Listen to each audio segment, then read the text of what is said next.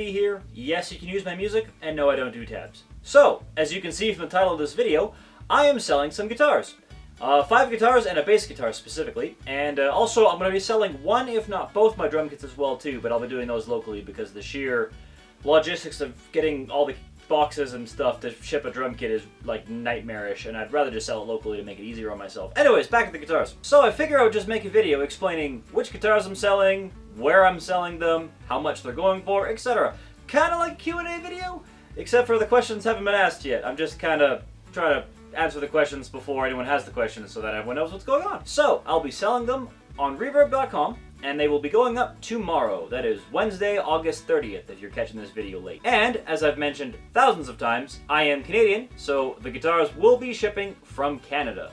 So if you're also from Canada, the shipping will be relatively cheap.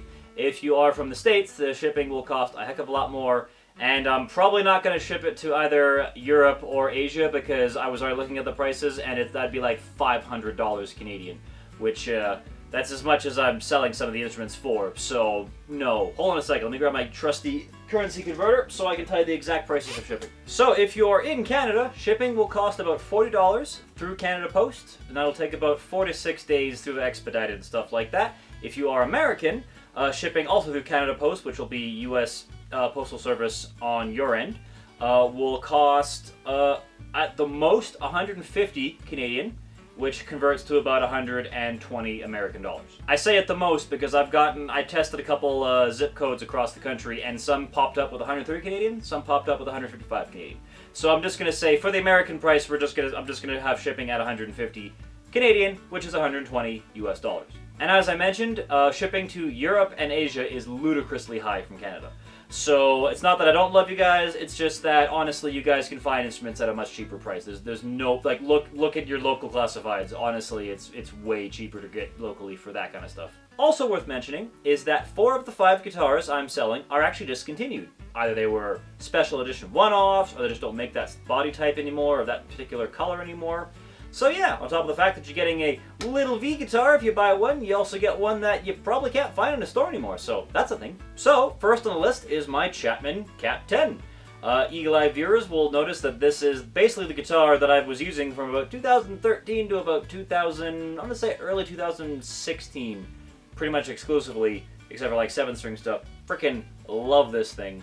It was my go-to guitar for a number of years, and I'm gonna be selling this guy for $650 Canadian, which translates to about $520 American. And I've done some mods to it. This one's actually probably the most modded, although it's primarily cosmetic, and 2 really interesting mods that added to it that are just basically clean it up a little bit.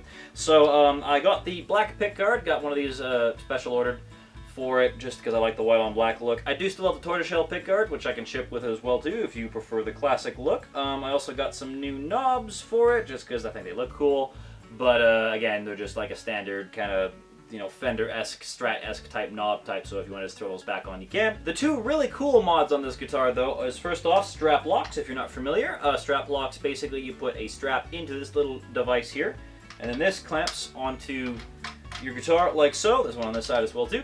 And what it does is it stops the strap from falling out, so that your guitar doesn't go flying when you're jumping around and dancing around like a lunatic, like, well, I do, because I like doing that kind of stuff. So perfect for live playing. The other really cool mod, and this is kind of a solution to a problem that's just kind of inherent with Strats, is that underneath this back plate here, the bridge is held in place with springs. And so you can get like a, you know, vibrato, tremolo effect and stuff like that, right?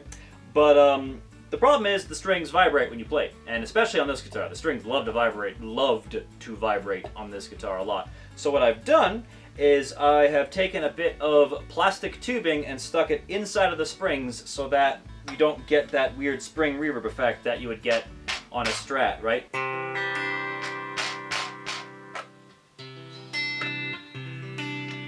But you can still use the bar, right?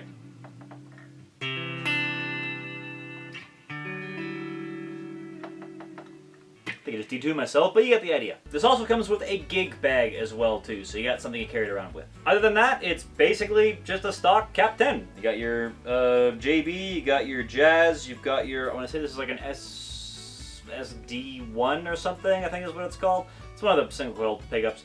And yeah, fantastic instrument and love it. And honestly, it's gonna take up room. I'm not gonna play it. I love it, and it's just gonna collect dust. So hopefully, one of you guys out there can grab it and enjoy it and continue loving it. So next on the chopping block, we have a Schecter Corsair Special Edition.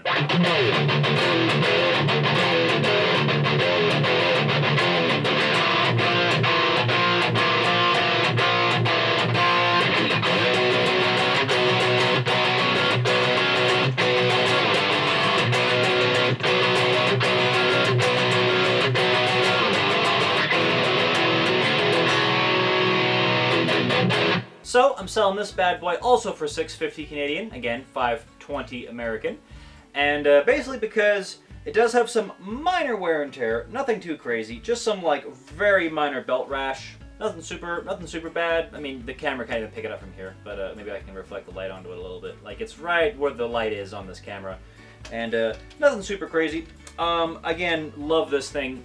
It is fantastic. I'm not gonna lie, I kind of bought this because Devin Townsend played like a 335 kind of style guitar, and I wanted one that looked metal. This is basically all stock except for I have added the strap locks to this one again too, and they match. So got gold strap locks for the gold guitar, and yeah, it is a monster of a guitar. I've used it on quite a few videos, and yeah. Cool thing to note on this guitar is that you can actually coil split each individual pickup, so you can have any sort of combination between the two in any sort of volume with the four control setup here. So you can get a lot of cool sounding sounds. Yeah, that's right. Cool sounding tones out of this guitar. Also, this also comes with a gig bag as well too. And as the name suggests, this is actually a limited run of the Schecter Corsair that did years and years and years ago. I actually had to ship one up from the States to get it. And so it is actually kind of a super rare one. I mean, once in a while you'll see them pop up online, but it's they don't make them anymore, and they're like a special kind of one-off series. I think they only made like 50 or 100 of these things. They didn't make that many, so kind of a cool little unique version of the Corsair that they did that was more rock and roll and metal than blues and stuff like that. This here is a Chapman ML-7T, T standing for Tele-style guitar.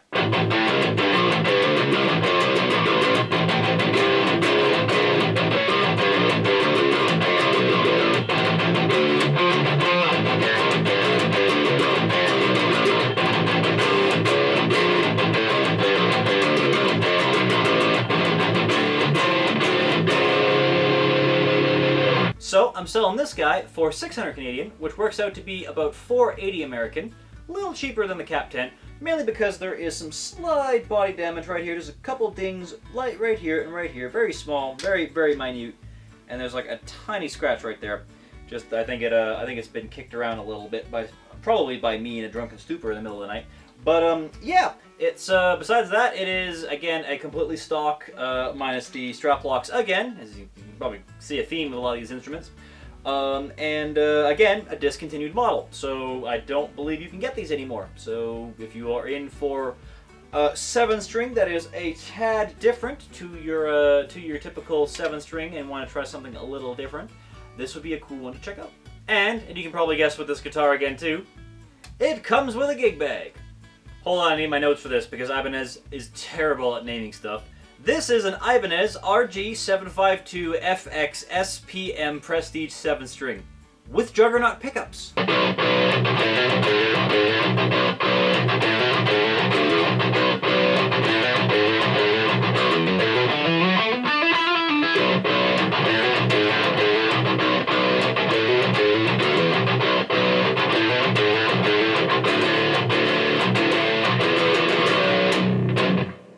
So if you look at these things by price point, this is actually the third most expensive guitar I own, behind my dad's Les Paul and Firebird.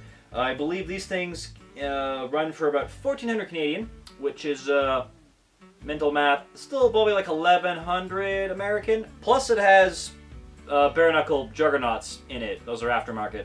And yeah, this thing's basically set up to do gent. It's basically a jiggity gent guitar. And I have been using this thing a lot. I've used this thing a lot, and it was my go-to 7-string for a while until I got the Jericho Elite 7, and I mean, that just goes to show you how good those Jericho Elite 7s are that I basically just went, alright, and then to the case this goes. I'm going to be selling this thing for 900 Canadian, which works out to be, hold on, let me grab my little calculator again, $720 American. Also worth noting, it comes with a really nice hardshell case, as opposed to everything else which is coming with a gig bag. It's a fantastic case. It looks super nice, and it is heavy duty. Definitely a good one you could take on the road. So you're probably asking, V, why so cheap if it's one of the most expensive guitars you own? Really simple. It's got a nick in the body, right here. A little chunk out of the body, a little bit of a cosmetic detail right there. So it is not factory finish, perfect, most well-preserved thing. Everything else though besides that is in tip-top working shape. And yeah, this is a fantastic 7-string. Like, fantastic. Rounding out the list of guitars, we have an Agile Intrepid Pro 8-string guitar.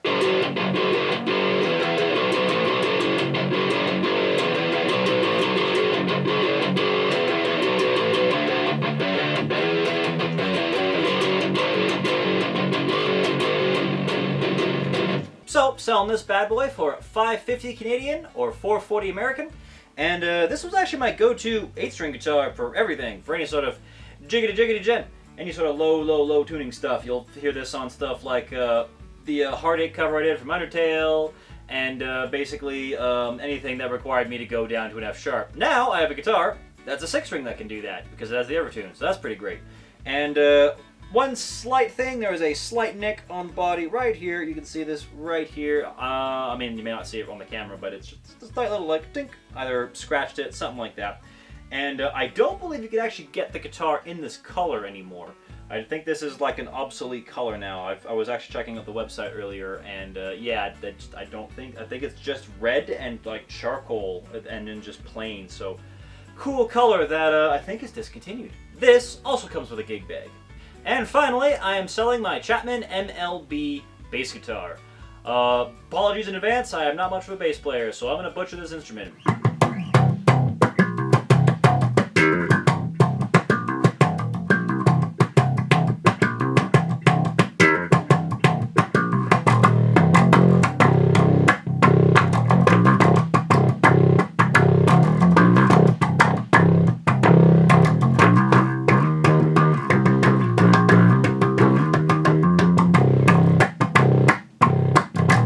So I'm selling this guy for $650 Canadian, which is, again, I believe $520 American. And I still believe they make these in Chapman's line. I don't think these are discontinued. This might be the only guitar I own from Chapman that is actually like still a thing they sell.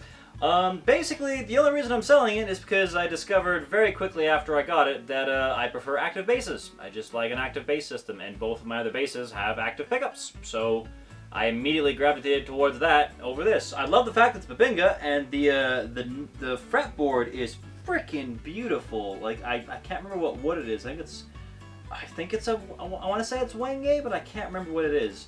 And it's freaking beautiful to look at, and it does sound fantastic. And you can split the coils and get your kind of like a little bit more thinner kind of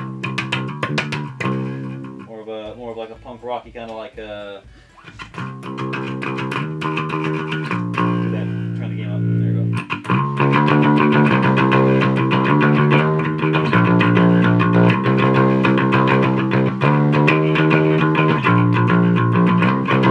Stuff like that, right? But it's just, yeah, it doesn't have that same roundness that an active bass does. But it's, again, a great like rock bass, and I'm sure in the set of capable hands, this thing would do monstrously well. It's just, it's not really my cup of tea. So yeah, and that's it for all the guitars I'm selling online. Again, they will be up and posted on Wednesday, August 30th on reverb.com. And yeah, hopefully something in here you guys enjoyed. And honestly, even selling one of them just makes it way easier for me to transport stuff to Montreal, because, well, we have to drive, and a trailer can only hold so much stuff. And boy, do I have too much crap that I don't want to take with me. Anyways, hope you enjoyed the video.